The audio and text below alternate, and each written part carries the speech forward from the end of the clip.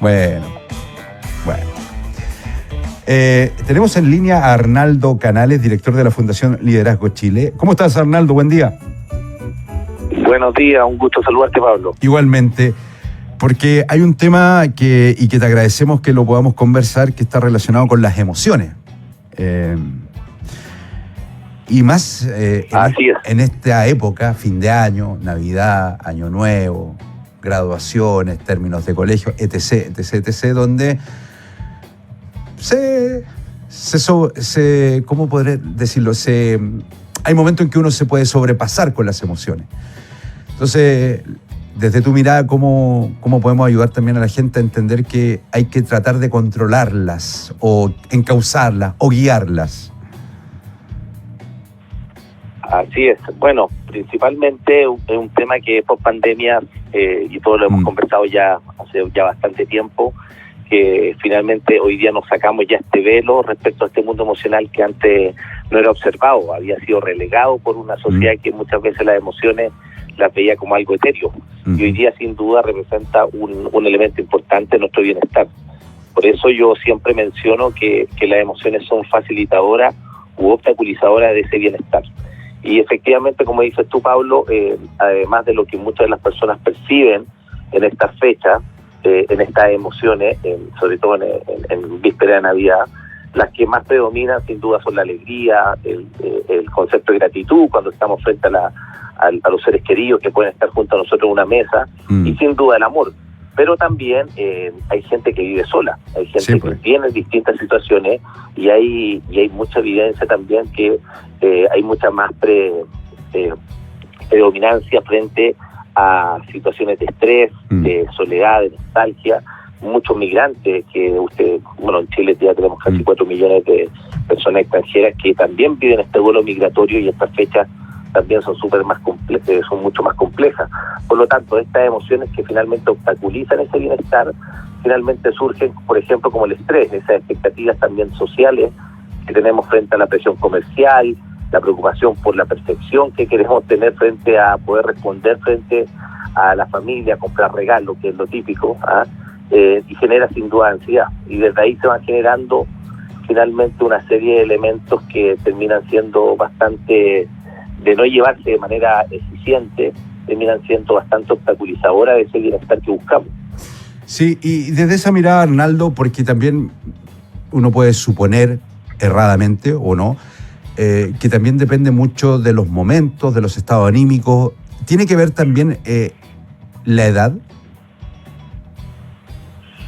Bueno, podría darse un elemento vinculado a la edad, porque efectivamente cuando somos niños, cuando obviamente somos más analfabetos emocionalmente y necesitamos una corregulación, tú hablabas de controlar las emociones, nosotros generalmente cuando hoy día ya se habla de emociones hablamos de regular, de alguna manera modelar cómo este mundo emocional finalmente llega a estas respuestas neurofisiológicas como emoción misma, o el sentimiento que finalmente es la emoción hecha conciencia. ¿Cómo logro lidiar, por ejemplo, con ese estado de ánimo que dices tú? Por ejemplo, dices, oye, yo he estado todo el día hoy día ha sido un día muy difícil para mí porque he estado muy triste, por ejemplo, y ese estado de letargo permanente es un estado de ánimo, más que la emoción misma. Por lo tanto, sin duda estamos enfrente a una situación que cuando somos adultos tenemos una serie de herramientas que nos permiten lidiar con ese mundo emocional.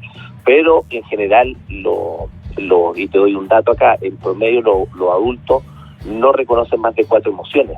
Y una persona con un abecedario emocional debería al menos reconocer 35 de las más de 500 emociones que existen. Mientras más información tengo de mi mundo emocional, de mejor manera puedo transitar frente a las emociones que voy viviendo en el día a día. Perdona, Arnaldo, me llamó la atención, tú dices no manejas más de 4. ¿Y cuáles son esas 4?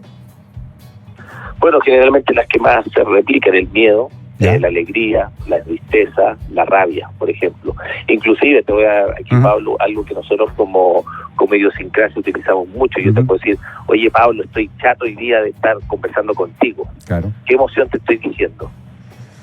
Tú dirás, no es rabia, puede ser decepción, puede ser agotamiento, angustia, no sé. Claro, entonces, fíjate, mira lo interesante esto, la palabra chato no es una emoción. Alguien la inventó, algún gurú la inventó y dijo, bueno, voy a poder a través de esta palabra generar un cóctel de emociones y frente a alguna situación que yo desconozca, digo que estoy chato. Entonces la gente que es más cercana a nosotros muchas veces dice, bueno, pero Pablo, ¿estás chato de qué? Y tú dices, mira, Arnaldo, estoy chato de que estoy preocupado porque no tengo dinero, tengo que comprar, ya, tú estás y ahí uno recién indaga en la emoción. Claro. Entonces, el proceso, el tránsito que nosotros requerimos para poder finalmente validar ese mundo emocional pasa por el desarrollo de conciencia emocional. Es decir, es un proceso lento, pero es muy interesante de poder abordarlo, porque en la medida que yo verbalizo, hago ver cómo la emoción transita en mí, y le digo, estoy triste, estoy con rabia, estoy en una situación donde me siento estresado y lo verbalizo, logro lidiar de mejor manera frente a las situaciones de la vida. Y con esto termino un poco la idea, Pablo. Fíjate que hay una psiquiatra norteamericana que se llama Edith Heger, que escribió el libro La bailarina Auschwitz, que dice que la depresión es contraria a la expresión. Cuando yo no expreso, cuando yo no libero, cuando yo no verbalizo, cuando no digo las cosas, finalmente reprimo, contengo, guardo, y eso finalmente genera un estado emocional que finalmente me afecta como ser humano. Claro, porque también hay que diferenciar quienes están en un tratamiento por distintos temas de salud mental, a quienes pueden sentirse hoy particularmente, ya sea, y ayer lo hablábamos también con una psicóloga, parejas que están separadas o en proceso de divorcio, el tema de repartir la fiesta. Hay gente, como decías tú, que está sola, hay gente que está enferma, y hay gente que definitivamente este tipo de fiestas les genera estados emocionales o de angustia, de nostalgia. Entonces uno dice, bueno, insisto, separando a quienes están con tratamiento, porque ahí hay medicación y todo el cuento, para los que no están en tratamiento y que puede ser a lo mejor algo puntual, ¿cómo ayudarlo? ¿Cómo decirle, mira, trate de hacer esto, busque esta opción? Sí, perfecto. Mira, lo que dices tú es muy claro. En ese ejemplo que tú pones, ahí efectivamente hay medicamentos que controlan esa desregulación emocional. Y efectivamente ahí viene el psiquiatra, te deriva con el psicólogo y te generan psicoterapia, 10 sesiones, y eso cuando ya llegamos a la enfermedad. Yo que me especializo en educación emocional, lo que siempre yo menciono es que la educación emocional se anticipa a la enfermedad. Y frente a esa persona que está viviendo una situación compleja, como una fecha muy importante y está sola, voy a poner particularmente el ejemplo de los adultos mayores. Sí. Fíjate que la primera causa en Chile de las causas que está asociado a los fallecimientos son los accidentes de tránsito. La segunda causa de muerte eran los suicidios de los adolescentes, que representan casi el 26-30% del total de los 1.900 casos de suicidios que se generan anualmente en Chile. Pero hoy día eso prevalece porque los que más se están quitando la vida son nuestros adultos mayores, nuestros abuelos, donde hay 3 emociones que no son capaces de regular, que es el abandono, la soledad y la tristeza. Por lo tanto, ahí viene un poco la pregunta, ¿cómo podemos lidiar un poco con este tipo de emociones como la nostalgia, la soledad, la misma ansiedad, el estrés? Y desde ahí se generan varias ideas. Primero, que yo siempre lo menciono, tiene que ver con lo que te decía recién, verbalizar lo que me pasa. Es decir, yo me siento triste, ponerle nombre a la emoción, que es el inicio del desarrollo de conciencia. Es decir, cuando yo le pongo nombre a la emoción, soy capaz de transitar de mejor manera para poder regular y lograr esta autonomía emocional. Hay temas asociados al autocuidado, es decir, dedicar tiempo a nosotros mismos.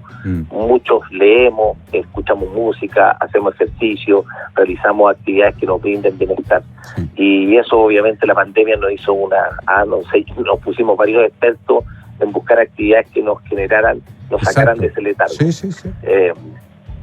Y frente a eso también tenemos, primero tratar de vincularse con los afectos, en la medida que yo pueda, no tener este tema de autoflagelarnos, de no pedir ayuda. Muchas veces queremos, no, déjenme solo, no quiero salir, quiero estar en mi casa, y somos medio tosudos de querer como vivir esa soledad casi autoimpuesta. Pero también hay que explorar y trabajar desde los vínculos en comunidad. Es decir, yo acepto estas invitaciones con humildad, recibir algunas invitaciones, animarse a aceptar estas invitaciones. Claro, salir como de esa, no digo guarida, pero en el fondo, claro, hay gente que busca protección. En el fondo, aquí estoy, mejor no salgo, me quedo acá. Y ahí es cuando tú dices, claro, hay gente que te puede decir, vamos, te invito, salgamos a caminar, o ven a tomarte un café, o acompáñanos. Bueno, exactamente. Y tú hablas ahí particularmente cuando dices, bueno, y está vinculada a la tristeza como emoción. Dicen que la tristeza, y Humberto Maturana lo mencionaba muchas veces, que toda tristeza presente es una alegría, es un bienestar pasado que yo añoro, y hoy día lo veo desde la nostalgia. Por lo tanto, la tristeza muchas veces aquí me invita a resguardarme, a protegerme, a aislarme. Por esencia es la emoción del autocuidado. Por lo tanto, finalmente me quiero alejar de todo el mundo. Pero eso es muchas veces autoimpuesto, es muy consciente, para no molestar, para no incomodar al resto. Entonces como que uno vive casi con esta autoflagelación frente a este mundo emocional. Por lo tanto, aceptar invitaciones, animarse, como te decía, aceptar estos espacios, nos invitan a vincularnos desde lo relacional. Al ser seres gregarios, el espacio donde yo veo, estoy en comunidad, obviamente que me hace bien, me genera tranquilidad y me brinda un espacio también de amor frente a los vínculos que obviamente necesito. Fantástico, de verdad una gran conversación, además de escucharte. Arnaldo Canales, director de la Fundación Liderazgo Chile, muchas gracias por este tiempo con la radio y felices fiestas. Muchas gracias, Pablo, igual para ti y a todas las personas que escuchan la radio.